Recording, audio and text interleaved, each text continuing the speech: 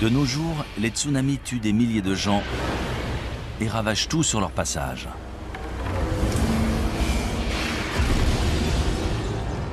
Les séismes détruisent des villes entières.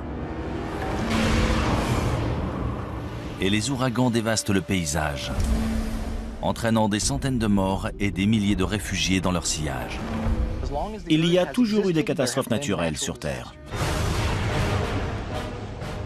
Ces catastrophes peuvent-elles réellement effacer toute trace de notre existence, y compris l'art, l'architecture et la technologie? Non seulement c'est possible, mais c'est ce qui se produit inlassablement.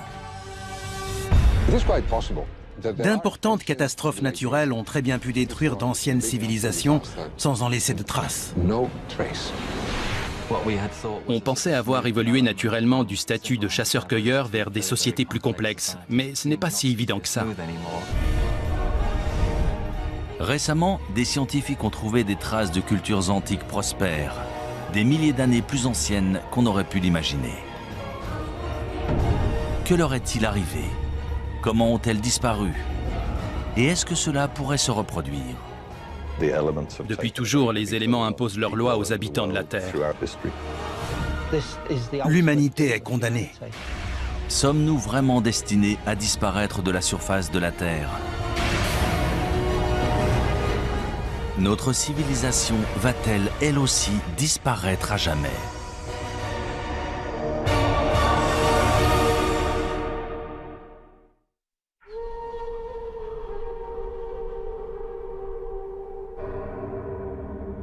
Le désert Roub al-Khali en Oman.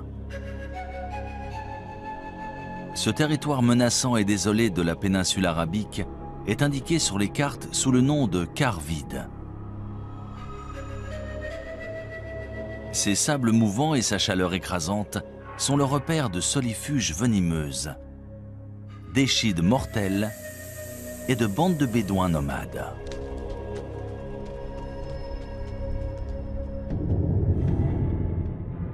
Mais si l'on en croit d'anciennes légendes, cette région était très différente. C'est ici, il y a environ 5000 ans, qu'existait autrefois un royaume mythique appelé Hiram. Connu pour sa richesse et sa splendeur, Dieu l'aurait détruit pour le punir de sa vilainie et de sa corruption. On en parle dans différentes sourates du Coran. Il est dit que le vent s'est mis à souffler et a détruit la ville parce que ses habitants ne voulaient pas suivre la parole de Dieu. Des prophètes sont venus pour essayer de les changer, de les purifier, mais ils ont refusé.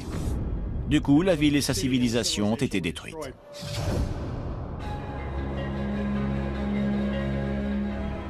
Pendant des siècles, historiens et explorateurs ont cherché des preuves de l'existence d'Hiram. Mais il faudra combiner technologie spatiale et archéologie traditionnelle pour enfin réussir à prouver qu'Hiram est bien plus qu'un mythe. En 1983, Nicholas Clapp, archéologue amateur, adresse une étrange requête à la NASA qui donne lieu à une expédition commune dans la péninsule arabique. Il venait de lire qu'on pouvait utiliser un radar imageur pour cartographier des rivières souterraines en Égypte. Il se demandait si on pouvait s'en servir pour trouver une cité disparue, en connaissant à peu près sa localisation.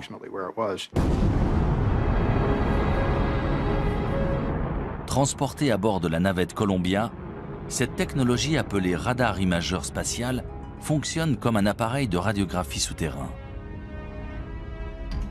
On enregistre d'abord des images depuis l'espace, puis on les modifie numériquement pour faire ressortir des détails invisibles à l'œil nu, notamment d'anciens lits de rivières et des routes de caravanes aujourd'hui enfouies sous le sable. Je n'aurais jamais cru qu'on pourrait découvrir depuis l'espace une cité disparue. Mais ils ont persisté et étudié des détails qui semblaient intéressants. Les images satellites ont un gros avantage. Elles permettent d'observer une région entière, de voir les détails dans leur contexte. Voilà une image d'un radar spatial d'une partie du Sahara, le désert au sud-ouest de l'Égypte, aujourd'hui l'un des endroits les plus secs de la planète. Cette large bande, c'est un ancien canal fluvial aussi large que la vallée du Nil. Et à l'intérieur, on peut voir un canal plus petit. Et voilà ce qu'on verrait une fois sur place. Là, on est au milieu de l'un de ces fleuves et on regarde une rive découpée plus haut. Ça a été une sacrée découverte. Dans l'Antiquité, les gens dépendaient de ressources, comme nous. Ils avaient besoin d'eau et de réseaux de transport. On a vu la relation entre ces différents éléments et découvert des pistes dans cette zone. Ça a été un point de départ dans notre recherche d'Iram. Les images satellites de Roub al-Khali montrent aussi d'anciennes routes de caravanes convergeant vers une zone le long de la frontière est du quart vide.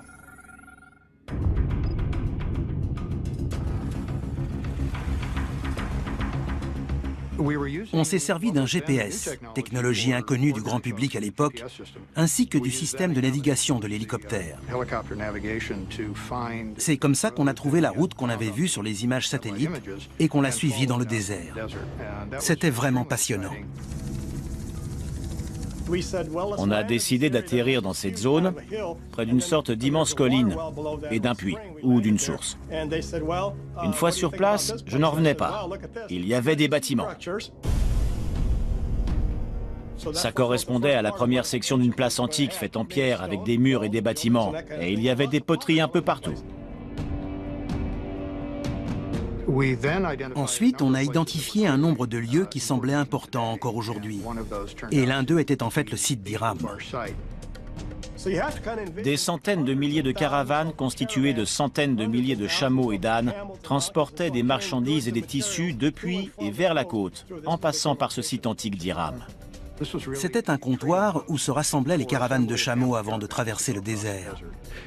Il y avait une forteresse qui servait en fait à protéger la réserve en eau. C'est là qu'on contrôlait les caravanes de chameaux. Si elles voulaient traverser cette zone, il fallait payer une taxe. Après des fouilles plus poussées du site, on découvre les vestiges de 8 tours reliées par des murs de 9 mètres. Cela correspond à la description d'Iram dans le Coran, appelée aussi « cité des nobles piliers ». Mais si cette cité légendaire a bien existé, tous les autres détails à son sujet sont-ils vrais? A-t-elle vraiment disparu après avoir été enfouie sous le sable? Selon les scientifiques et géologues, c'est l'érosion d'un aqueduc sous la cité qui aurait entraîné sa disparition.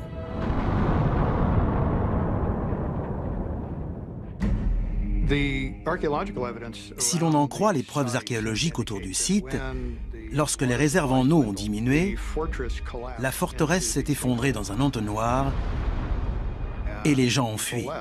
Beaucoup sont morts. Les légendes anciennes relatent le même sort étrange. Mais un tel événement peut-il réellement avoir éradiqué un peuple entier? Peut-il vraiment avoir détruit toute trace d'une culture, d'une langue et d'une civilisation? D'après de nombreux archéologues et historiens modernes, de telles conséquences dévastatrices sont tout à fait envisageables. On ne sait déjà presque rien de notre histoire quand on remonte à 3, 4, 5 000 ans en arrière. Alors, si l'on remonte avant la dernière glaciation, voire les 2 dernières, tout a changé, y compris les civilisations, les organisations et les communautés humaines. Tout a été perdu. Les premières cultures, en particulier celles qui n'avaient pas l'écriture, ont été en grande partie oubliées. On n'a aucune trace historique et les seules traces qu'on puisse trouver sont archéologiques. Cela sous-entend qu'un archéologue trouve des vestiges de ces civilisations et se base dessus pour reconstruire leur histoire.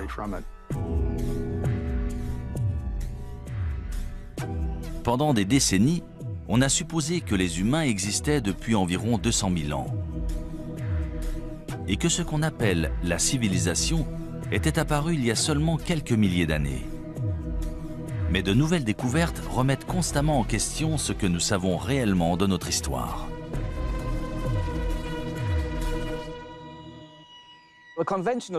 On dit qu'une civilisation naît en même temps que les premières villes et les premiers écrits. C'est ce qui est arrivé entre 3000 et 5000 ans avant Jésus-Christ en Mésopotamie, soit à l'Irak aujourd'hui. C'est à ce moment-là qu'on est passé de groupes de chasseurs-cueilleurs à une société agraire, c'est-à-dire à des gens capables de faire pousser leur nourriture. C'est ce qui a permis de rester à un endroit précis. Et c'est avec cette sédentarisation de l'humanité qu'on a commencé à parler du concept de civilisation.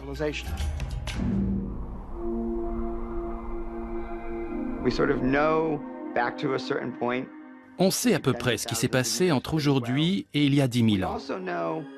Grâce aux études évolutionnaires, on sait à peu près quand les hommes sont apparus. Mais la période entre l'apparition des hommes et celle des civilisations qu'on connaît est très vaste. C'est excitant de découvrir jusqu'où remonte la civilisation. Si Hiram a vraiment existé, combien d'autres civilisations anciennes sont ensevelies et attendent d'être découvertes? Quand ce sera fait, que trouverons-nous? Des preuves de notre passé antique ou des indices de notre destruction future? Şanlıurfa, est de la Turquie, 1994. Tout en haut d'un versant de colline, dans une région rurale, la charrue d'un fermier kurde s'arrête brusquement lorsqu'il touche une grosse pierre rectangulaire à moitié enfouie. Pendant plusieurs jours, il essaye de déterrer cet objet tenace, jusqu'à ce que se produise l'inattendu.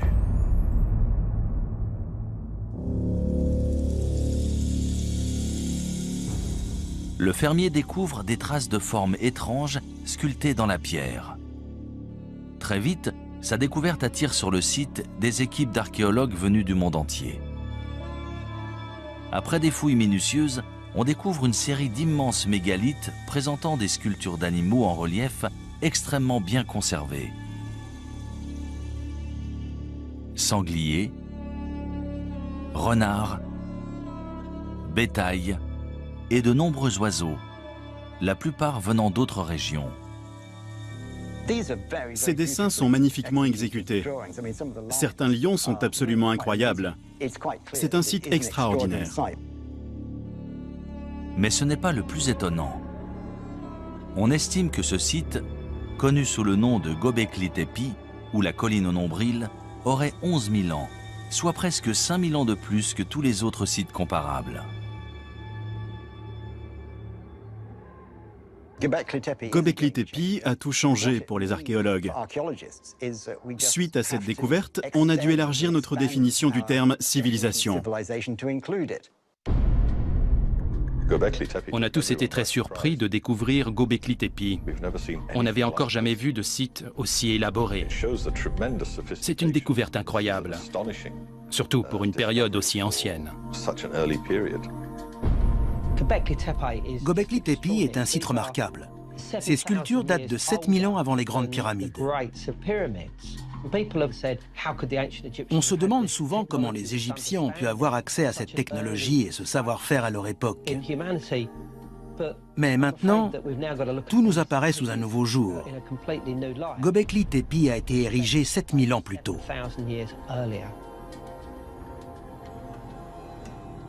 Récemment, l'imagerie radar du site a permis de révéler un gigantesque complexe présentant plus de 20 grandes structures ovales. Chacune est composée de colonnes mégalithiques en forme de T, ainsi que de 4 piliers sculptés en calcaire, reliés par des murs d'1,80 m et disposés dans un cercle mesurant entre 10 et 30 mètres de diamètre. Ils avaient tout organisé, tout prévu.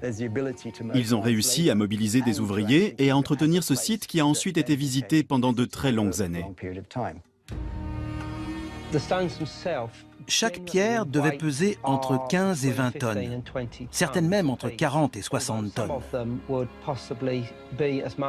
Quand on pense à l'organisation que ça a dû nécessiter, C'est tout simplement remarquable. De toute évidence, il devait y avoir des centaines, voire des milliers de personnes impliquées dans ce projet. Mais qui a construit Göbekli Tepe? Et à quoi servait cette structure? Göbekli Tepe a tout bouleversé. On pensait avoir évolué naturellement du statut de chasseur-cueilleur vers des sociétés plus complexes, mais ce n'est pas si évident que ça. D'après l'archéologue in situ Klaus Schmidt, il s'agit d'un centre régional majeur. Le site est très impressionnant et sur place, on a l'impression d'avoir le monde à ses pieds. Selon certains archéologues, les tribus nomades du néolithique parcouraient de grandes distances pour atteindre Göbekli Tepe et participer à des fêtes rituelles. Selon d'autres, ces ruines seraient celles d'un temple, voire d'un lieu de sacrifice. Ils devaient se rassembler pour une sorte de cérémonie religieuse. Ces ruines sont forcément un sanctuaire ou un centre religieux. Ce ne sont ni des maisons ni des tombes. On dirait un lieu de cérémonie. Selon de nombreux chercheurs, Göbekli Tepe aurait été utilisé pendant presque 2000 ans. Mais 7000 ans avant Jésus-Christ, les cercles de pierre auraient été enfouis et abandonnés intentionnellement. Pourquoi ? Pourquoi enterrer cet incroyable complexe composé d'au moins 20 structures différentes, voire plus? D'après moi, quelque chose a changé et ils ont dû partir. Et le meilleur moyen d'abandonner le site, c'était de tout enfouir. On n'abandonne pas tout comme ça. Ces sites sont si importants, si sacrés que lorsqu'on les quitte, on les recouvre pour les protéger. Et ensuite, on reconstruit par-dessus ou à côté. C'est le cas ici. On a la preuve qu'ils ont recouvert intentionnellement ces temples avant d'en bâtir un autre ailleurs. Ce n'est pas si simple. Il faut remettre ça en contexte. C'était la toute fin de la dernière période glaciaire, une ère de grands changements. On a des preuves qu'une catastrophe a eu lieu à cette époque sur le continent américain, probablement suite à l'impact d'une comète ou d'un astéroïde. On en a trouvé des preuves un peu partout dans le monde. C'est à cette époque que Göbekli Tepe a été construit. On aimerait savoir pourquoi. A priori, il s'est passé quelque chose qui les a poussés à le faire. Une catastrophe planétaire suite à l'impact d'une comète ou d'un astéroïde? Est-ce cela qui aurait forcé les habitants de Göbekli Tepe à abandonner ce site? Ou est-ce en réponse à cette catastrophe que le site a été bâti comme temple et lieu de recueillement?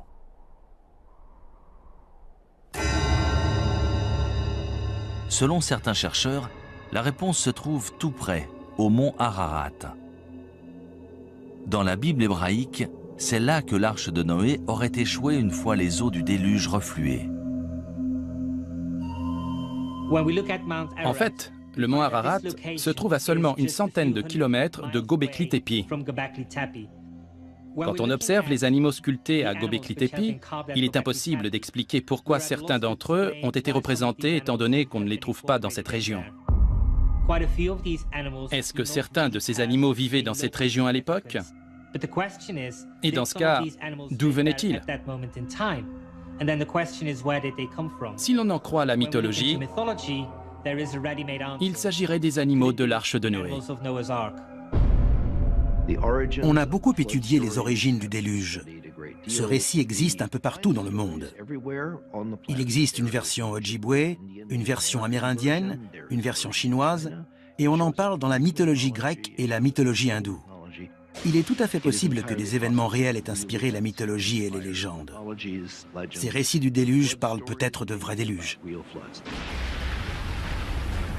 Ces mythes et récits narrant un déluge et le sauvetage de nombreux animaux à bord d'une arche sont-ils vraiment inspirés de faits réels?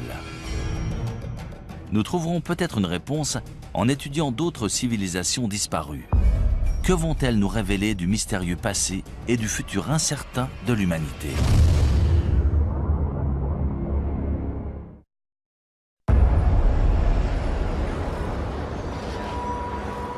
« 26 décembre 2004, Sumatra en Indonésie. Un gigantesque séisme sous-marin de magnitude 9,1, dont l'épicentre se situe au cœur de l'océan Indien, génère un tsunami dévastateur. En quelques minutes, il fait plus de 230 000 morts et plus de 2 millions de réfugiés.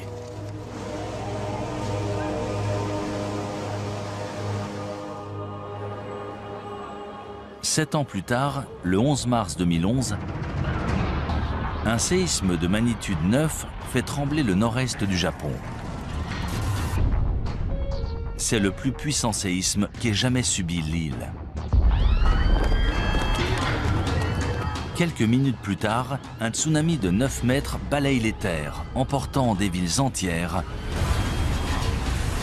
et environ 23 000 personnes.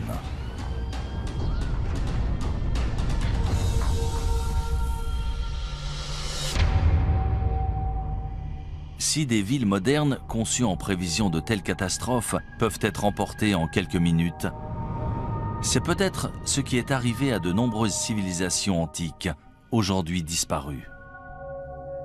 Il y a toujours eu des catastrophes naturelles sur Terre. Tsunamis, séismes, éruptions volcaniques, et cela bien avant qu'il y ait des hommes pour en faire le récit.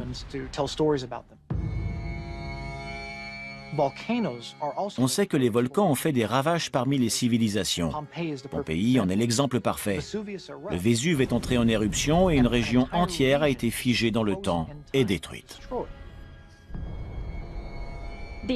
Les cités de Pompéi et Herculanum ont été ensevelies sous les cendres et les pierres volcaniques, mais aussi sous les coulées de lave qui les ont atteintes.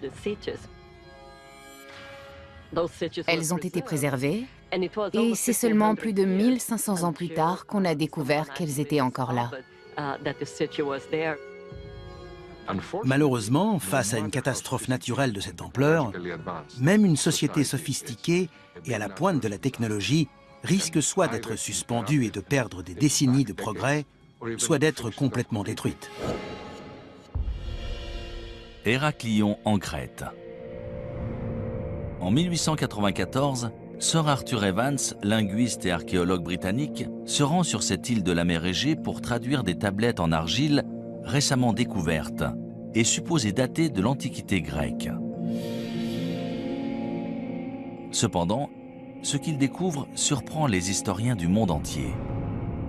Cette écriture hiéroglyphe n'est pas grecque, mais issue d'une civilisation inconnue datant de 5000 ans avant Jésus-Christ. 3 ans plus tard, Sir Evans mène une expédition et découvre ce qu'on appellera le palais de Knossos.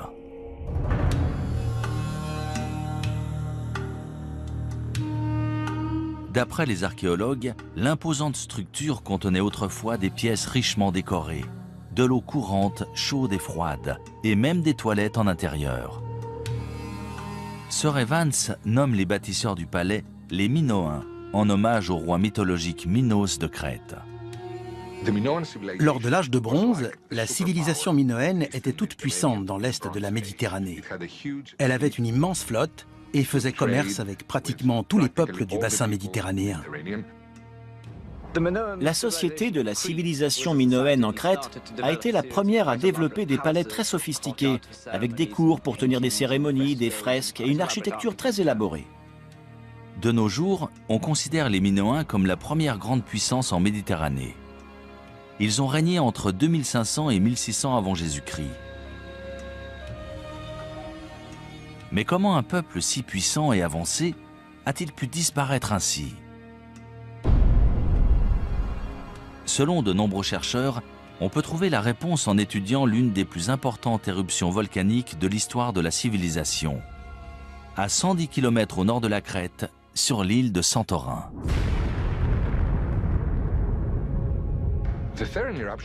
L'éruption de Santorin s'est déroulée en 2 ou 3 phases sur plusieurs jours, voire plusieurs semaines. On pense que les habitants de l'île ont détecté des signes qui les ont avertis, vu qu'on n'a pas trouvé de squelette à Santorin, contrairement à Pompéi. Les habitants de Santorin ont eu le temps de s'enfuir. En revanche, les habitants de Crète ne s'attendaient pas à ce que l'éruption ait de telles conséquences chez eux.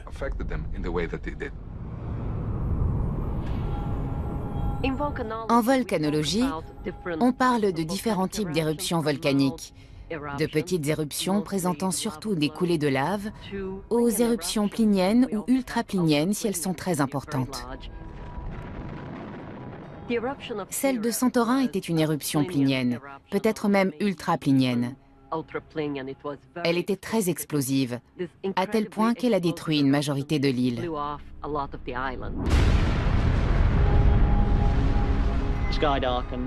Le ciel s'est assombri, le panache volcanique s'est propagé, envoyant des cendres jusqu'à l'île de Rhodes et le sud-ouest de la Turquie. Dans les autres directions, on pouvait entendre les explosions au loin, au fur et à mesure que l'éruption progressait. Tout laisse à croire que la violente éruption volcanique de Santorin a généré un énorme tsunami qui s'est abattu sur les villes portuaires de la Crète. Voici une reproduction de la mer Égée dans l'est de la Méditerranée et du volcan de Santorin. On va voir ce qui s'est passé juste après l'éruption du volcan. Tout d'abord, on a ce qu'on appelle une vague de remblayage suite à l'effondrement de la caldeira du volcan. Ça crée un trou dans la mer. Ensuite, la vague commence à se propager et se dirige vers la Crète, là où vivaient les Minoens. Voilà la vague initiale, elle commence à se propager. Là, c'est la Crète, et dans 20-25 minutes, la vague l'atteindra. Quand elle s'est abattue sur la Crète, la vague mesurait entre 4,50 m et 9 mètres de haut.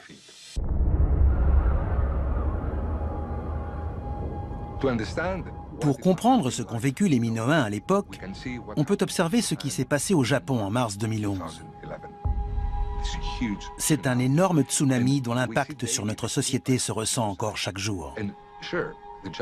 Les Japonais ont réussi à se relever, mais ils n'étaient pas seuls. Le monde entier les a soutenus. Les Minoens, eux, n'avaient personne vers qui se tourner.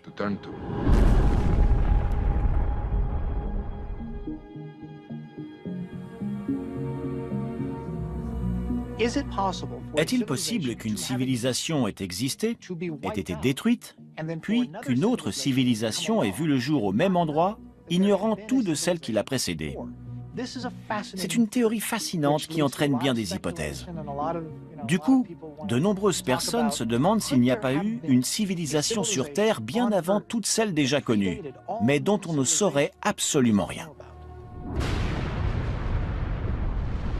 Si un volcan actif peut vraiment détruire toute trace d'une civilisation passée, une activité volcanique similaire pourrait-elle représenter la même menace encore aujourd'hui? C'est ce que croient les volcanologues. Ils s'inquiètent qu'une telle catastrophe puisse menacer la côte est des États-Unis. L'île de La Palma, près de Tenerife dans les Canaries, présente une faille. On pense qu'une grande partie de l'île pourrait s'effondrer dans l'océan et, de ce fait, générer un gigantesque tsunami. L'effondrement d'un volcan dans les îles Canaries, le Cumbre Vieja ou La Palma par exemple, pourrait entraîner des dommages sur 20 000 km de côte, de Terre-Neuve jusqu'à la côte est des États-Unis, en passant par les Caraïbes et le nord du Brésil. D'après les simulations, lorsque la vague atteindra la côte est des États-Unis, elle fera 10 à 20 mètres de haut. C'est à peu près la taille de la vague qui s'est abattue sur Sumatra après le séisme de 2004 et de celle qui s'est abattue sur le Japon après le séisme de 2011. Une catastrophe naturelle de type éruption volcanique, séisme ou tsunami, peut-elle réellement détruire toute trace d'une civilisation? Au point de bouleverser l'histoire de l'humanité pour les siècles à venir. La réponse se trouve peut-être dans un ancien cimetière rempli d'or. dans une ville côtière sur la mer Noire.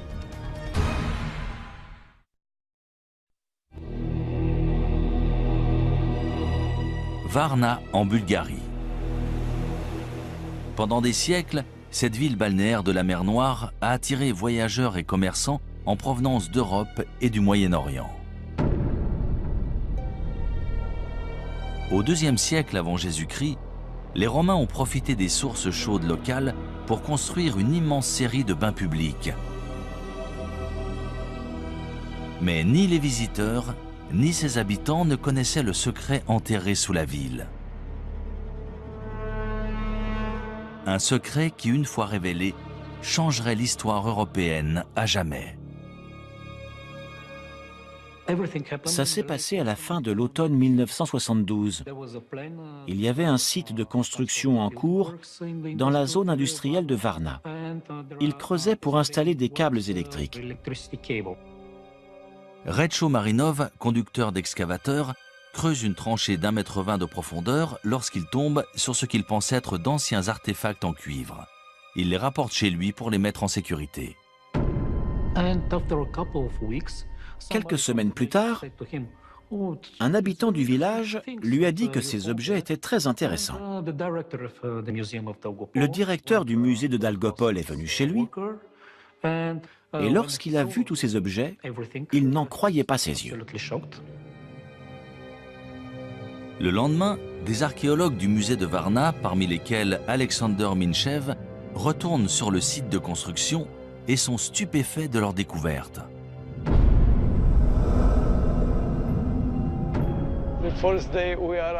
Lorsqu'on est arrivé sur le site, on a vu plusieurs pièces d'or sur la route, écrasées par des semelles de chaussures. Les ouvriers de l'usine passaient plusieurs fois par jour, sans le savoir, près de ces kilogrammes d'or. Personne n'aurait cru que de tels trésors étaient cachés sous un champ, dans une zone pareille. Après des fouilles plus poussées, on découvre que ce terrain non exploité est en fait le site d'un cimetière oublié. Il contient plus de 300 tombes datant d'environ 4500 ans avant Jésus-Christ, selon les archéologues.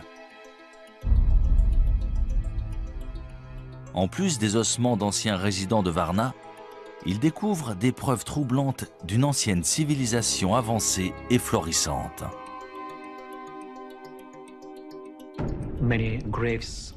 On a trouvé de nombreuses tombes avec des ossements humains. Les corps étaient dans différentes positions, principalement avec la tête orientée vers le nord-nord-est. Et ils étaient enterrés avec leurs ornements et leurs armes.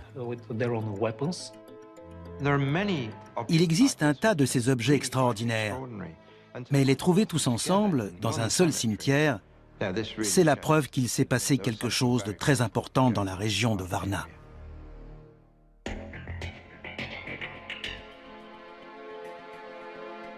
On a trouvé à l'intérieur de ces tombes plus de 15 000 artefacts à la conception élaborée, notamment des haches en cuivre et une grande quantité de bijoux en or et en jade. La tombe 43 de Varna est très spéciale. C'est l'une des plus abondantes. On y a trouvé un corps d'homme entre 40 et 45 ans et des objets incroyables, notamment un préservatif en or. C'était un symbole de puissance sexuelle, de pouvoir du mâle et de fertilité. D'un côté, on a ce préservatif et de l'autre, une masse en or qui est un symbole politique. On n'avait encore jamais vu nulle part ailleurs cette combinaison de symbolisme politique et sexuel. L'or, c'est un signe de statut. C'est un matériau très rare, qui brille et ne se ternit pas, qui est durable. C'est pour ça qu'il est signe de haut rang social et qu'on l'exhibe. Les archéologues ont trouvé des objets en or dans de nombreuses tombes, la majorité concentrée seulement dans une poignée d'entre elles. Suite à la découverte inattendue de Varna, les historiens ont découvert les premiers Européens sous un nouveau jour. Dans les peuplements que l'on connaît, qui datent de 1000 à 2000 ans avant Varna, on a trouvé des objets, souvent très beaux, mais rarement liés au rang social. Il n'y avait pas autant de différence entre les familles. Ici, sur 300 tombes, il y en a 8 incroyablement riches. C'est une concentration importante.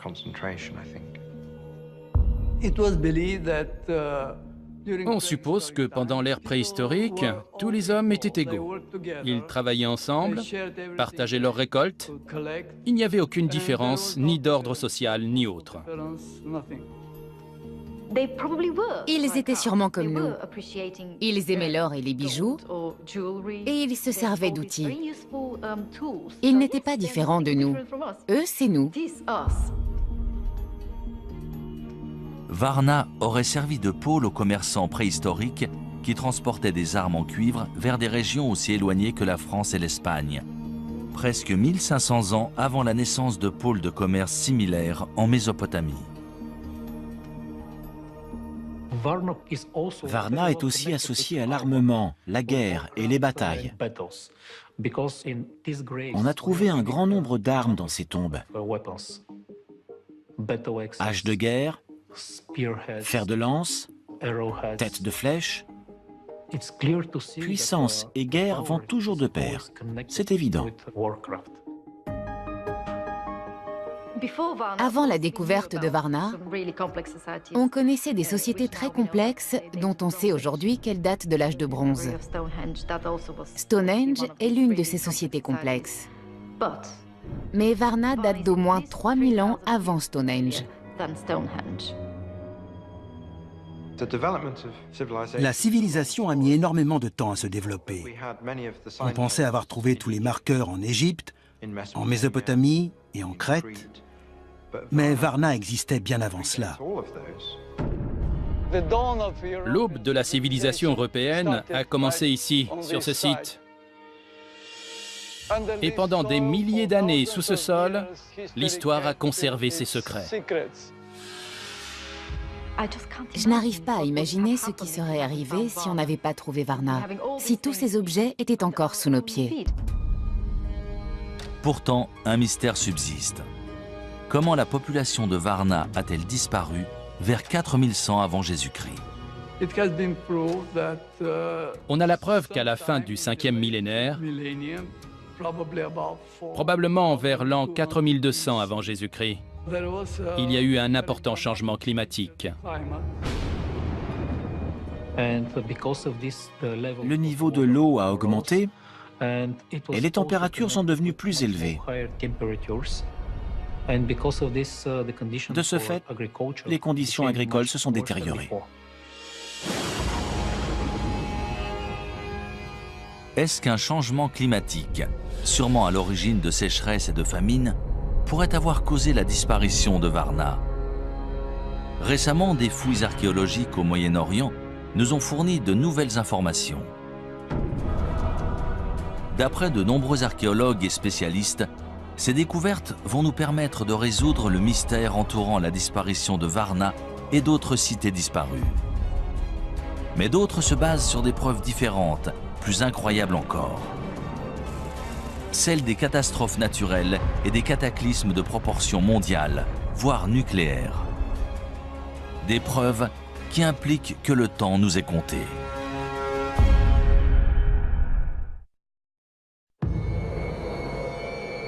À Moukhar, nord-est de la Syrie, à 13 km au nord de la frontière irakienne. Au début de l'année 2000, une équipe d'archéologues de l'Institut oriental de Chicago fait une étonnante annonce. Ils ont découvert les ruines d'une civilisation inconnue datant de plus de 6000 ans. Les fouilles ont révélé une cité autrefois florissante appelée Amoukhar, remplie de ce qui semble être des maisons luxueuses, des boutiques prospères et des bâtiments officiels. C'est un site énorme, d'environ 1 km², qui a la capacité d'accueillir entre 10 000 et 20 000 personnes, l'équivalent d'une grande ville. C'était une cité florissante, il devait avoir l'écriture. On n'a pu déterrer qu'une infime partie des bâtiments publics, mais ils étaient entourés d'un vaste mur et de grandes portes. On doit encore mettre à jour certains éléments de cette civilisation toujours enfouie sous un village moderne.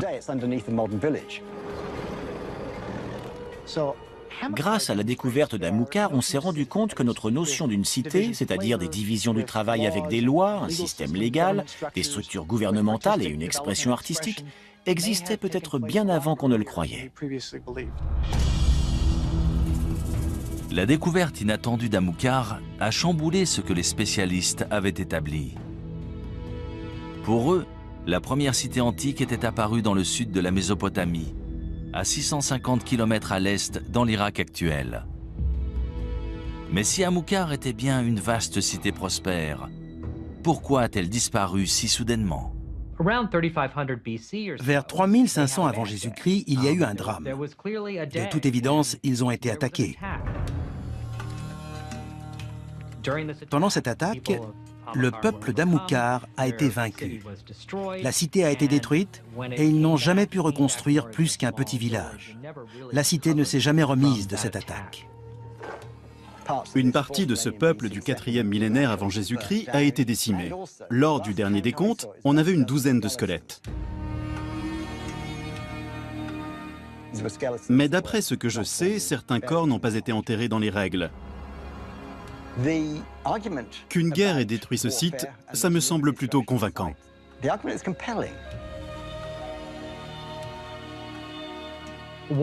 Au moment de la destruction d'Amukar, on se battait la plupart du temps à main nue. Mais on a des preuves que les habitants d'Amukar utilisaient des balles. Pas des balles de revolver, évidemment, plutôt des projectiles avec des frondes. C'est une hypothèse controversée mise en avant par les archéologues d'Amukar. Dans tous les cas, lorsque la cité a été détruite, le combat a fait rage et la cité a péri dans les flammes. C'est intéressant, car on sait depuis longtemps qu'à cette époque, d'autres cités se développaient dans le sud, comme Uruk par exemple. Mais aujourd'hui, on a de nouvelles preuves que des cités comme Amukar créaient leur propre civilisation en parallèle. Avec une telle dynamique nord contre sud, la destruction d'Amukar a pu sonner le glas de ces peuples du nord qui essayaient de créer leur propre mode de vie. Ils ont fini par être vaincus par les peuples du sud, ce qui a bouleversé le cours de l'histoire. À des centaines de kilomètres à l'ouest d'Amukar se trouvent les ruines d'un autre peuplement antique, Caramel. En 2007, des archéologues qui déterraient des tombes anciennes in situ ont découvert les fondements de 5 larges tours en pierre de 4,50 m de diamètre et d'environ 6 mètres de haut chacune. Elles auraient au moins 10 000 ans. Ces ruines sont situées dans le nord de la Syrie, pas très loin de Göbekli Tepe. De toute évidence, il s'agit de la même culture. Nous ignorons pourquoi ce site a été construit. Tout laisse à penser qu'il s'agissait de défense. Ils devaient sûrement faire face à des prédateurs, animaux ou humains. À quoi servaient ces tours? Est-ce qu'elles faisaient partie d'une forteresse? S'agissait-il de tours de guet ou avaient-elles une autre utilité? Honnêtement, on n'en sait rien. Caramel, dans le nord-ouest de la Syrie, est un site important. C'est la toute première preuve de structure permanente en pierre, datant de 2000 ans avant ce que l'on pensait être la structure permanente la plus ancienne dans la cité de Jéricho. Avec la découverte de Caramel, on a abandonné l'idée que l'évolution depuis le néolithique a été un processus unique. Je peux vous nommer de nombreux autres sites où l'on a trouvé des cultures locales distinctes, chacune très élaborée, mais différentes les unes des autres. Il n'y a pas eu un seul grand développement. Il y en a eu tout un tas, certains plus réussis que d'autres. Pour la plupart des spécialistes, Caramel et Amukar ont été détruites par des armées venues du sud de la Mésopotamie. Dans l'Antiquité, il y avait énormément de conflits. Je ne parle pas de guerre mesquine et irréfléchie. Il s'agissait d'agrandir des cités, de s'approprier plus de territoires et de subordonner plus de villes pour taxer plus de résidents. Ces guerres territoriales sont-elles la seule cause de la destruction de ces grandes cités antiques? Depuis peu, une autre théorie infiniment plus hasardeuse a vu le jour. Caramel et Amilcar ont peut-être été victimes d'une étrange et spontanée explosion nucléaire. En 1972, des scientifiques du Gabon en Afrique découvrent des traces d'un événement nucléaire au cœur d'une mine d'uranium.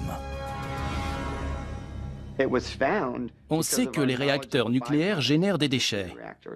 En mesurant la quantité, on peut dire de quand ils datent.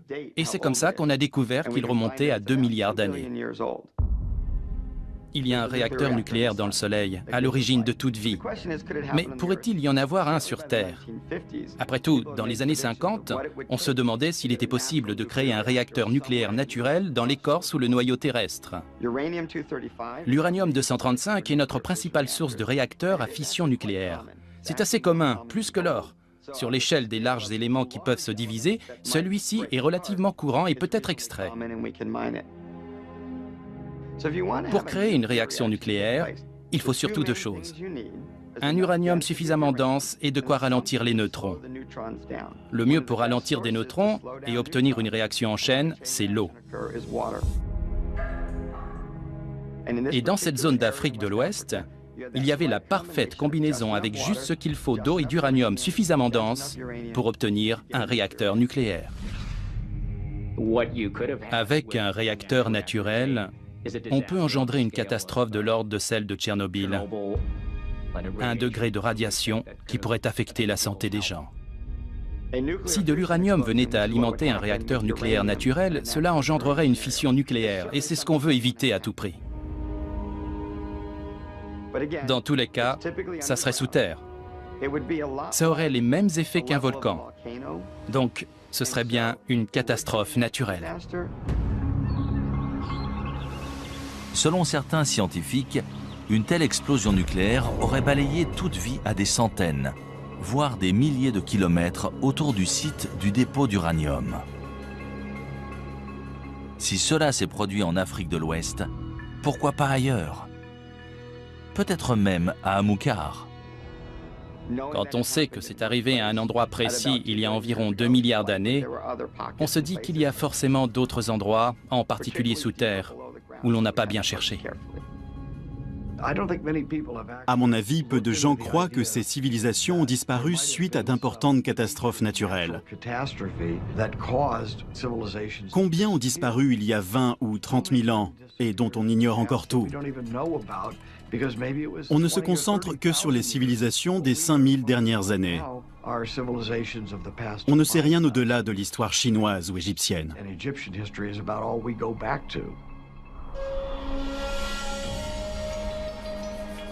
Ces civilisations préhistoriques ont-elles vraiment été anéanties par des explosions naturelles issues des profondeurs de la Terre?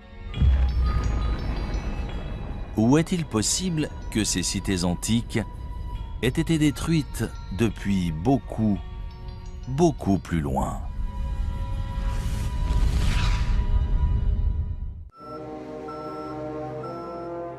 « 21 décembre 1968. Mission Apollo 8 de la NASA. Dirigée par le commandant Frank Borman, c'est la première fusée habitée à atteindre la Lune.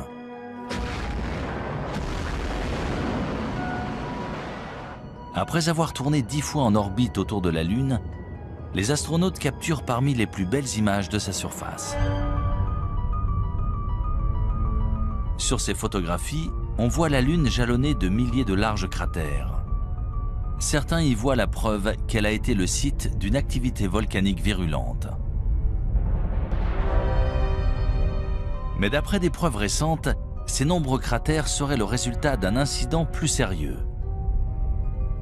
D'énormes impacts d'astéroïdes. Des astéroïdes qui ont peut-être aussi bombardé la Terre.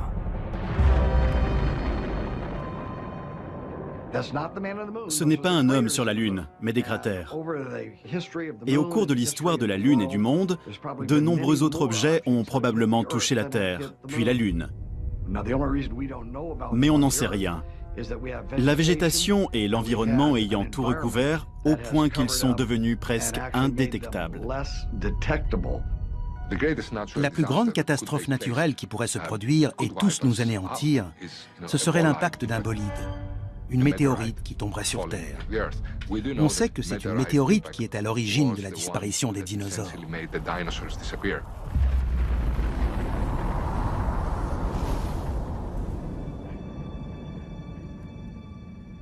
Nous voici au bord du météore cratère, site célèbre d'un impact de météorite dans le nord de l'Arizona.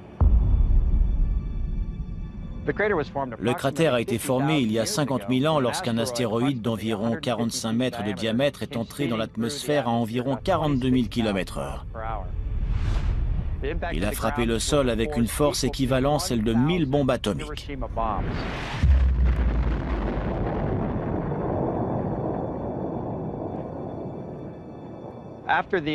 Aujourd'hui, le cratère fait environ 1250 mètres de diamètre, 4 km de circonférence et environ 168 mètres de profondeur. Pour résumer, si l'on plaçait le Washington Monument au fond du cratère, la pointe de l'obélisque serait au même niveau que les bords du cratère.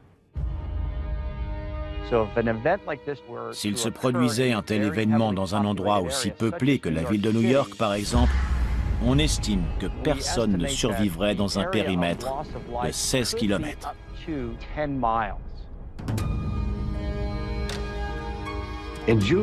En juin 2002, il s'est produit un événement qui aurait dû tirer la sonnette d'alarme. Un astéroïde de la taille d'un terrain de football est passé entre la Terre et la Lune, à un tiers de la distance qui nous sépare de la Lune. Il a fallu qu'il nous dépasse pour qu'on sache qu'il était là. S'il avait atterri dans le Pacifique, il aurait pu balayer le sud de la Californie avec un tsunami. Un objet d'un incroyable pouvoir destructeur a frôlé la Terre et on ne s'en est rendu compte qu'après son passage. On ne peut pas laisser ce type de menace passer inaperçue à l'avenir. En 2005, la NASA a commencé à suivre les plus gros astéroïdes connus risquant de heurter la Terre. C'est ce qu'on appelle des objets géocroiseurs. Un objet géocroiseur est soit une comète, soit un astéroïde progressant dans l'espace proche de la Terre. Techniquement, c'est un objet qui peut se trouver à 45 millions de kilomètres de l'orbite de la Terre et dont la taille peut varier entre une balle de golf et un pâté de maison, voire plus. Même si de nombreuses météorites de la taille d'une balle de baseball entrent tous les jours dans notre atmosphère, ils se désintègrent dans la haute atmosphère. Seuls les astéroïdes d'au moins 30 mètres de diamètre risquent de frapper la surface de notre planète.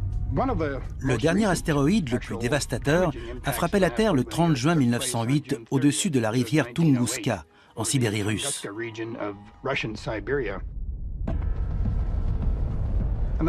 Un objet mesurant entre 30 et 40 mètres est entré dans notre atmosphère.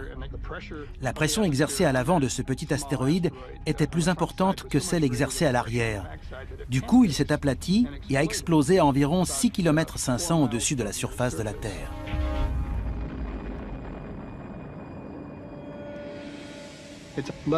Des arbres sont tombés sur 2000 km².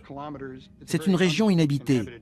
Il n'y a donc pas eu de blessés, mais des rennes sont morts, des arbres se sont renversés et il y a eu de nombreux dégâts. On parle d'environ 5 mégatonnes d'énergie, soit 385 fois l'énergie générée par la bombe d'Hiroshima à la fin de la Seconde Guerre mondiale. Même si l'impact d'un météore de la taille d'un terrain de football aurait des conséquences dévastatrices, les scientifiques redoutent surtout des objets encore plus gros. Il y a environ 1000 astéroïdes d'1 ou 2 kilomètres, voire plus, dans l'espace près de la Terre. Un impact de ce type entraînerait des conséquences planétaires. Et ce n'est pas le pire. La poussière et les débris projetés dans l'atmosphère plongeraient la Terre dans le noir.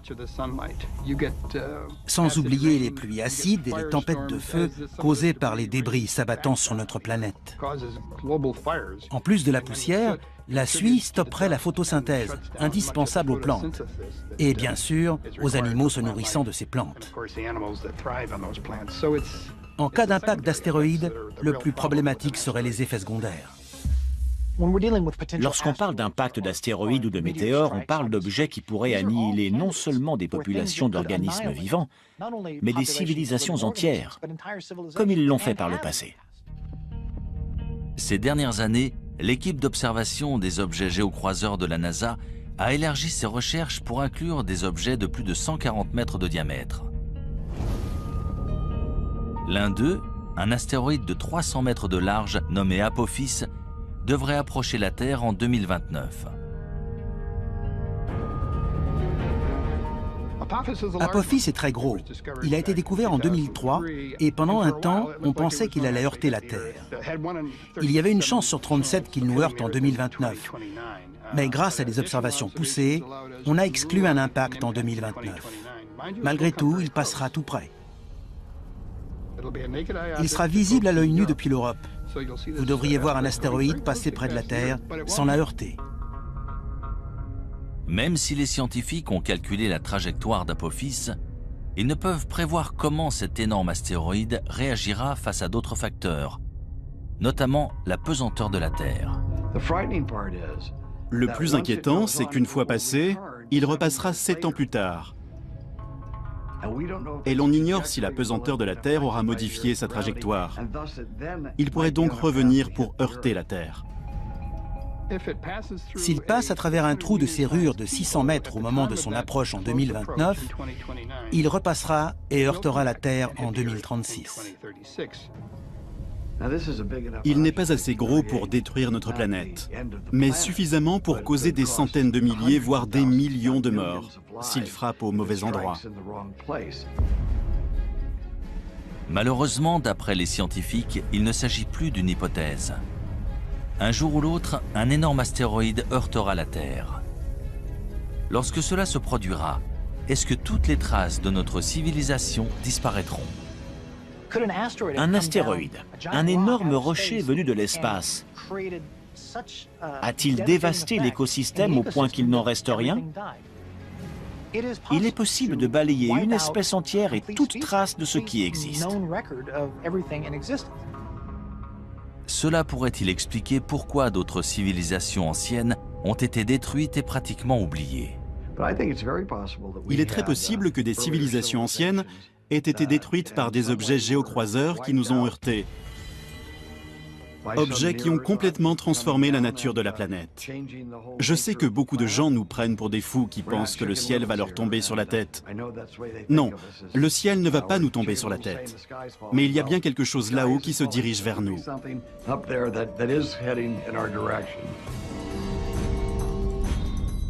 Si un météore heurte la Terre de notre vivant, que pourrons-nous entreprendre pour minimiser ces ravages ?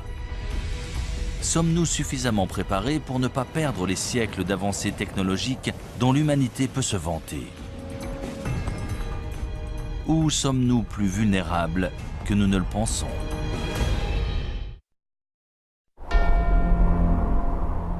Le Kilimandjaro en Tanzanie. En l'an 2000, le paléoclimatologue Lonnie Thompson et son équipe de chercheurs ont foré au cœur d'un glacier recouvrant le pic de la montagne. Ils ont recueilli des échantillons de carottes de glace, preuve des conditions et changements climatiques non seulement depuis 20 à 30 ans, mais depuis des dizaines de milliers d'années. Une carotte est une colonne de glace. On en recueille plusieurs à la surface pour retracer l'histoire du climat et de l'environnement dans différentes parties du monde. Ces carottes ont des couches bien distinctes et en mesurant l'épaisseur de ces couches, on peut calculer l'évolution des précipitations dans le temps. Les bulles d'air préservées dans la glace retracent l'histoire de la composition de notre atmosphère. Là, on peut remonter jusqu'à 800 000 ans en arrière, en étudiant notamment le dioxyde de carbone, le méthane et le protoxyde d'azote. On peut même observer des micro-organismes pris dans la glace. D'ailleurs, on a ressuscité des organismes qui étaient dans la glace depuis plus de 50 000 ans. Tout ce qui est dans l'air est archivé dans la glace. On assiste à des périodes de calme, puis à des périodes où se produisent des cataclysmes. C'est ça la vie sur Terre, on passe de l'un à l'autre.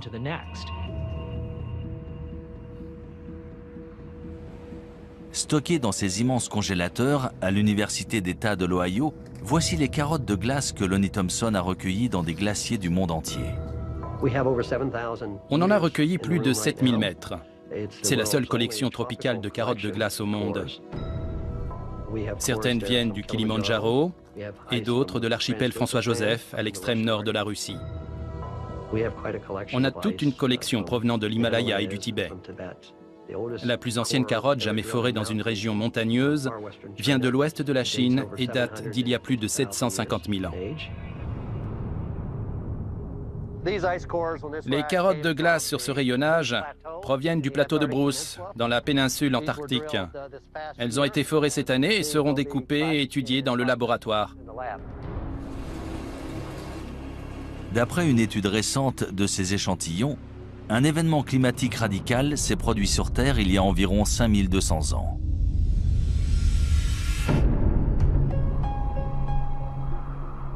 Ce changement soudain coïncide avec l'émergence de nombreuses nouvelles civilisations en Asie et au Moyen-Orient. Il semblerait qu'il y ait eu un renouveau partout dans le monde, mais on ignore pourquoi. Pourquoi c'est arrivé à ce moment-là? Pendant 100 000 ans, on avait une vie heureuse de chasseurs-cueilleurs. Et soudain, les choses ont changé. Qu'est-ce qui a entraîné ce changement? Il faut chercher un dénominateur commun. Et ce qui semble relier toutes ces sociétés agraires, c'est le climat.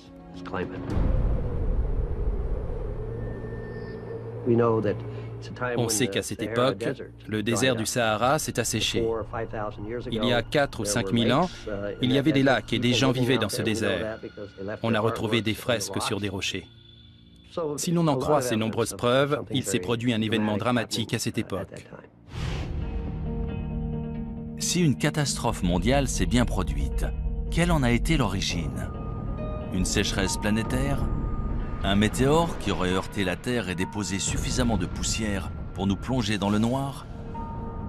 Ou s'agirait-il d'une éruption volcanique? Les éruptions volcaniques sont essentielles pour une planète. C'est comme ça qu'elle perd sa chaleur primordiale. Ça fait des milliards d'années qu'il y a des éruptions volcaniques sur Terre.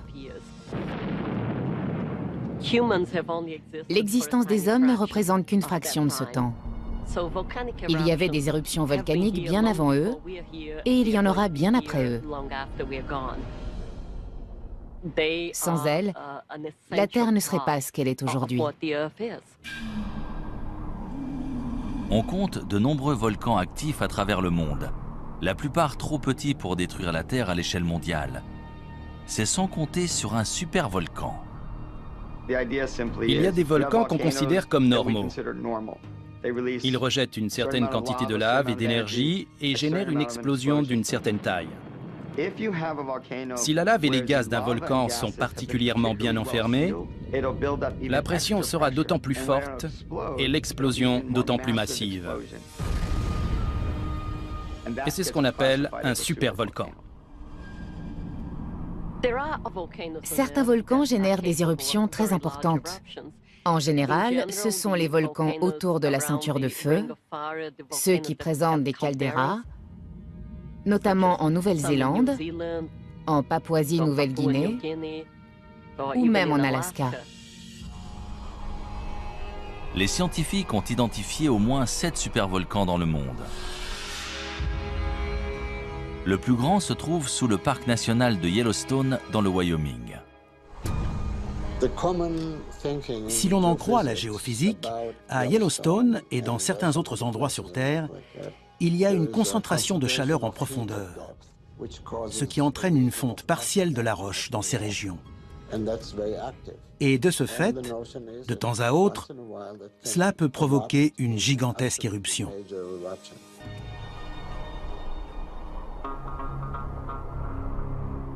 D'après les scientifiques, la plus récente éruption à Yellowstone s'est produite il y a environ 600 000 ans. On ignore quand Yellowstone entrera de nouveau en éruption. On n'a aucun moyen de le savoir. Quand on prédit le temps ou un événement géologique, il y a toujours une marge d'erreur. On ne peut jamais savoir quand ça va précisément arriver. Yellowstone est un volcan relativement jeune. Il est entré en éruption pour la première fois il y a 2,5 millions d'années. Géologiquement parlant, c'est jeune. Ce serait terrifiant si Yellowstone donnait de nouveau une éruption catastrophique. Ce serait du jamais vu. À côté, une éruption du mont Saint-Helens, c'est ridicule. Cela entraînerait un changement climatique sur toute la planète. La température moyenne de la Terre chuterait et l'ouest des États-Unis serait ravagé. Tout serait recouvert de cendres. Il n'y aurait plus d'agriculture. Et ça durerait un moment. Cette éruption bouleverserait notre civilisation. La cendre et les gaz toxiques émis lors d'une grosse éruption pourraient créer un brouillard qui plongerait la planète dans le noir pendant plusieurs années. Dans l'obscurité, les récoltes et les animaux mourraient, condamnant les hommes à mourir de faim. Si Yellowstone explosait aujourd'hui, vu que nous sommes de plus en plus nombreux, les conséquences de l'éruption seraient beaucoup plus grandes que par le passé. 7 millions de personnes voient le jour chaque mois à travers le monde. C'est du jamais vu. Notre planète est vulnérable. Nous ne sommes pas prêts. Notre société moderne est aussi fragile que ces sociétés antiques de grande envergure. Il y a énormément d'habitants, on se repose sur les ressources de la Terre et à force de les utiliser de manière si intensive, on les détériore. Pour beaucoup, notre société est au bord de l'effondrement. Les hommes sont des êtres très dépendants par nature. On a tendance à l'oublier dans notre société actuelle, mais il existe des forces bien plus puissantes que nous. Ces forces ont toujours été là et ont déjà bouleversé des cultures et des civilisations par le passé.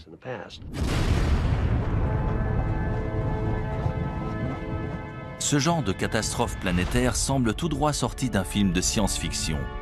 Pourtant, de nombreux gouvernements et entreprises se préparent à un tel événement. Malheureusement, une question subsiste. Leur plan fonctionnera-t-il ?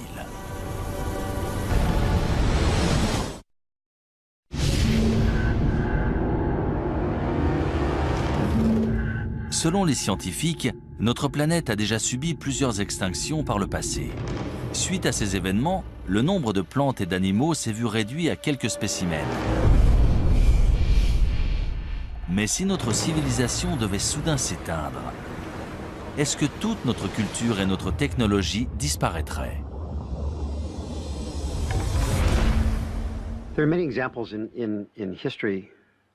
Ce ne serait pas la première fois qu'un peuple perd ses technologies et son savoir-faire. Bien sûr, l'exemple le plus célèbre est celui de la bibliothèque d'Alexandrie en Égypte. Lorsque cette bibliothèque a été détruite au 1er siècle de notre ère, toutes ces incroyables connaissances accumulées dans l'Antiquité ont été perdues. Et il ne s'agissait pas uniquement des connaissances des Égyptiens, tout le monde classique a été touché. Que devient une civilisation si ses connaissances collectives disparaissent? On ne saura jamais ce que notre civilisation aurait pu être si la bibliothèque d'Alexandrie n'avait pas été détruite. Les Égyptiens avaient un savoir incroyable, en particulier dans le domaine médical, et nous l'avons perdu.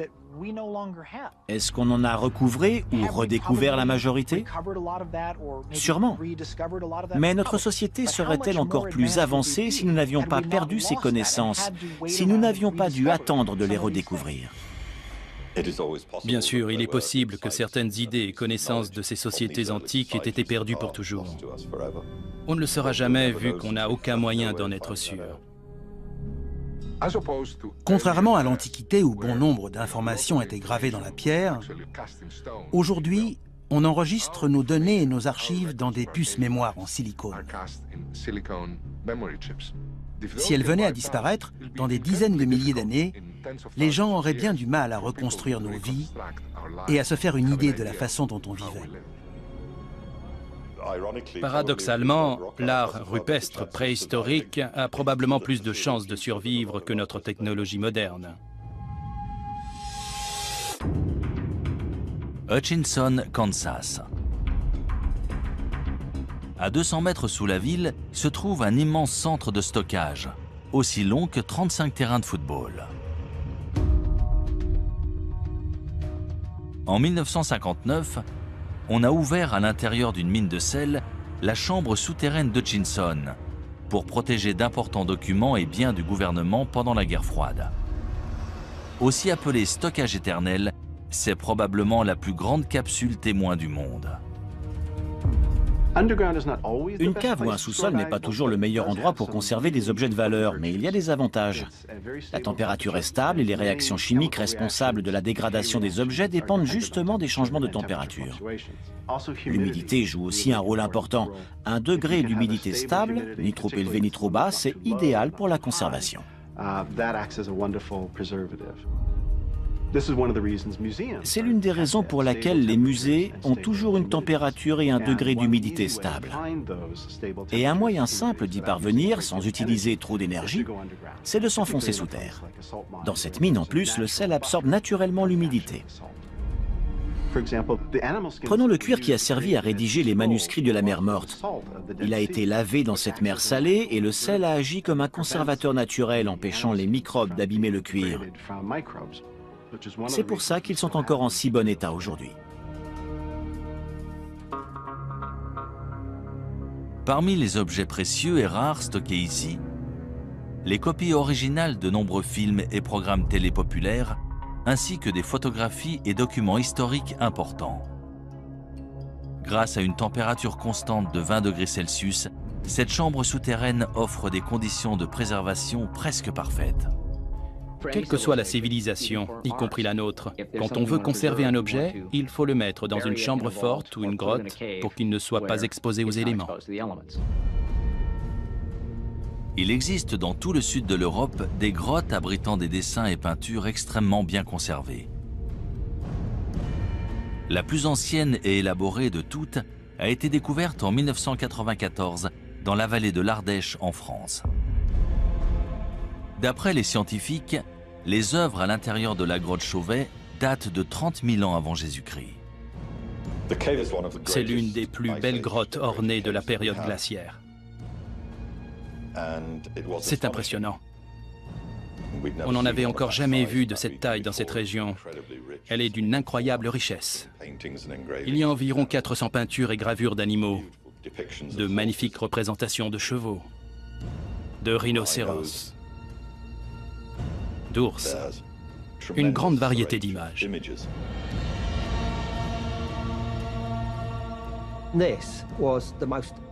Ces représentations d'animaux sont tout simplement remarquables. Elles auraient leur place dans une galerie d'art actuelle. La datation et la qualité des peintures de la grotte Chauvet ont remis en question tout ce qu'on savait ou pensait savoir sur l'existence de l'homme sur Terre. Elles sont considérées comme les plus anciennes œuvres d'art créées par l'homme. Le plus intéressant, c'est qu'il s'agit d'Homo sapiens qui ont tenté de représenter des idées et pensées abstraites sur les murs d'une grotte, bien avant l'invention de l'écriture et bien avant n'importe quelle définition de civilisation. Pourquoi ont-ils fait ça? Ces artistes antiques ont-ils créé leur art sur des murs de pierre au cœur des grottes pour le protéger des générations futures? Dans 30 000 ans, les seules traces de notre existence seront-elles stockées en sécurité sous la terre? Tout ce qu'on sculpte dans la pierre, au bon endroit, peut potentiellement être conservé des milliers, voire des millions d'années, en particulier si ça se trouve sous la terre.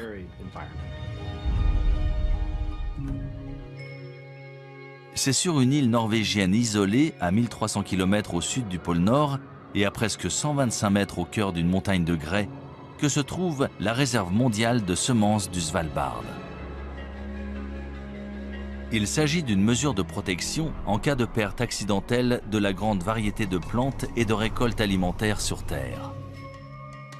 Plus de 20 millions de graines sont stockées ici. Les graines sont stockées dans une mine de charbon abandonnée, transformée en une réserve stabilisée. Certaines graines peuvent survivre très longtemps, d'autres ont besoin d'être plantées, de pousser et d'être de nouveau récoltées. Ce n'est pas un environnement statique. Ici, les graines sont constamment renouvelées et échangées contre des graines issues d'autres réserves dans le monde. Cette réserve de graines a été conçue spécialement au cas où notre civilisation serait détruite.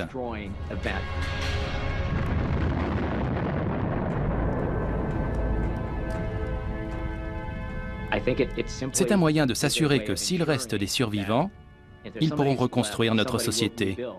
Et ils y arriveront d'autant mieux avec ces graines.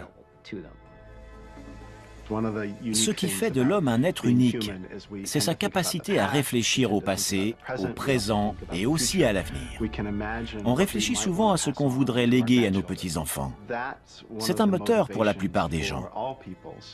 Même les premiers hommes ont sûrement pensé à enterrer ou mettre quelque chose en sécurité pour les générations futures.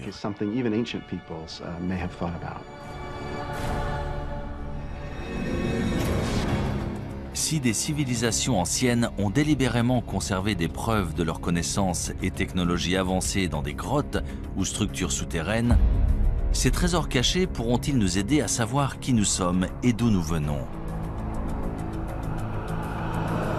Et surtout, quel pourcentage de notre civilisation survivra dans le futur?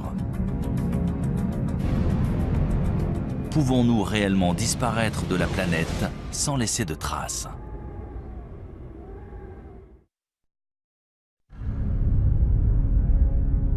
D'après les scientifiques, la planète Terre s'est formée il y a environ 4,5 milliards d'années. Pourtant, selon de nombreux spécialistes, l'humanité n'existe que depuis 200 000 ans. Pourrait-il se tromper? Des civilisations humaines ont-elles existé sur Terre il y a des centaines de millions d'années avant de disparaître sous la surface de notre planète sans laisser de traces? C'est probablement le cas, vu que la préhistoire humaine se mesure en millions d'années et que la civilisation, elle, se mesure en dizaines de milliers d'années. Il y a un trou, peut-être un type de civilisation qui nous a échappé. Tout semble indiquer que certaines civilisations très anciennes ont simplement disparu sans laisser de traces. 1 million d'années, même 100 millions d'années pour nous, c'est seulement une fraction de la durée de vie de la Terre. Il y a 100 millions d'années, des dinosaures vivaient sur Terre. Et si d'autres formes de vie existaient avant eux, il y a 1 milliard d'années? On n'a aucun moyen de le savoir et donc aucun moyen de dire « non, ça n'est jamais arrivé ». Si la Terre a bien subi une catastrophe planétaire, qu'est-il arrivé à la race humaine? Que se passerait-il si notre civilisation tout entière était balayée par une gigantesque éruption volcanique? Si l'atmosphère devenait toxique et qu'on mourrait tous, est-ce qu'on devrait de nouveau apprendre à faire du feu? Combien de temps ça nous prendrait? Seuls les habitants des régions les plus reculées survivraient. Ils redeviendraient des chasseurs-cueilleurs jusqu'à ce qu'ils arrivent à reconstruire une civilisation des milliers d'années plus tard. Si des civilisations passées ont bel et bien disparu, est-il possible que des traces de notre société moderne se retrouvent enterrées sous terre et finissent par être oubliées? Prenons l'exemple de Tchernobyl. On voit bien à quelle vitesse ces constructions modernes se sont délabrées. Regardez ces traces. En seulement 50 ans, la majorité de cette infrastructure s'est énormément détériorée. Imaginons qu'on nous demande de quitter New York, de l'abandonner là, tout de suite. Dans 1000 ans, elle serait ensevelie sous des débris, sous l'eau. La plupart des bâtiments se seraient effondrés depuis longtemps. Allons encore plus loin, disons dans 10 000 ans. Je doute que quelqu'un arrive à reconnaître quoi que ce soit. Il faudrait vraiment savoir ce qu'on cherche pour le trouver. Parmi les rares vestiges de la technologie humaine, il restera peut-être l'un de ces résidus les plus dangereux, les déchets nucléaires. Le plus dangereux dans ces déchets, c'est la radiation. L'avantage avec les matériaux radioactifs, c'est qu'ils se désintègrent et disparaissent naturellement. L'inconvénient, c'est que pour la plupart, ça prend des milliers ou des dizaines de milliers, voire des millions d'années. Il faut absolument concevoir une zone de stockage sûre qui les contiendra pendant très longtemps.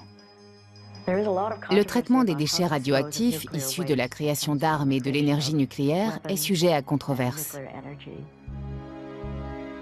On doit bien s'en débarrasser quelque part sur Terre.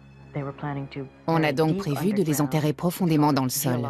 C'est la solution géologique au problème des déchets nucléaires. Le département de l'énergie des États-Unis a engagé une équipe de spécialistes qui étudie des sites de traitement des déchets nucléaires aux côtés d'ingénieurs. Ils espèrent concevoir un signe d'avertissement universel que les prochaines générations pourront comprendre pendant au moins 10 000 ans. Ils doivent imaginer tout un concept pour prévenir les gens et les avertir du danger. Il faut concevoir une tradition qui sera perpétuée et transmise de génération en génération, et maintenir cet avertissement pour protéger les gens des déchets nucléaires. Le concept envisagé présente un immense terrassement pour entourer le site entier. Une fois terminée, la berme mesurera 10 mètres de haut et 30 mètres de large. Le projet comprend également une série de balises en granit mesurant chacune 7,50 m de haut et ornées d'avertissements gravés dans différentes langues. Cet ensemble de signes d'avertissement énigmatiques peut-il être efficace? Ou sera-t-il aussi mystérieux et indéchiffrable que les sculptures de Göbekli Tepe ou les mégalithes de Stonehenge?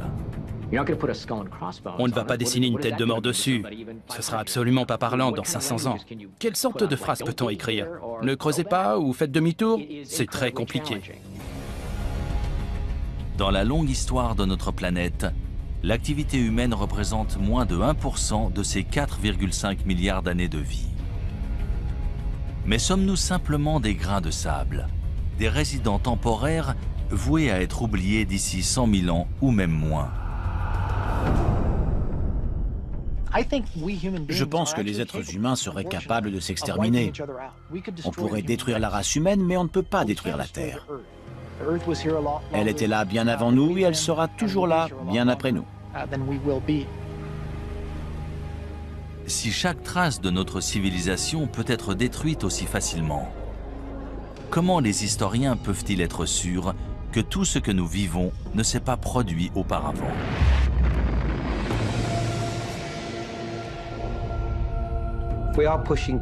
Plus ça va, plus on remonte loin dans l'histoire. À mon avis, on va finir par découvrir des vestiges qui nous feront réaliser que les civilisations ont bel et bien existé, bien plus tôt qu'on ne le pense. Des vestiges qu'on ne voit pas pour l'instant. Plus ça va et plus on repousse la date d'origine, qu'il s'agisse d'objets, des poteries par exemple, ou de la sédentarisation et l'usage du feu. Il ne faut jamais fixer une date et dire que ça n'existait pas avant. On finit toujours par trouver des preuves du contraire. Les civilisations ont sûrement évolué plus d'une fois. Elles ont été détruites par un événement, puis sont réapparues, et ça, c'est une leçon pour nous aujourd'hui. N'importe quel spécialiste vous le dira.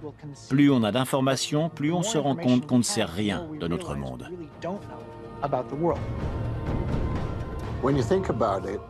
Quand on y pense, les traces écrites qu'on a de ce passé lointain sont si infimes qu'en fait, on ne sait presque rien. L'histoire de l'humanité est-elle si mystérieuse? Ou reste-t-il des indices cachés attendant d'être découverts? Quand nous les trouverons, écouterons-nous leur avertissement? Et si nous n'en tenons pas compte, deviendrons-nous une autre civilisation disparue?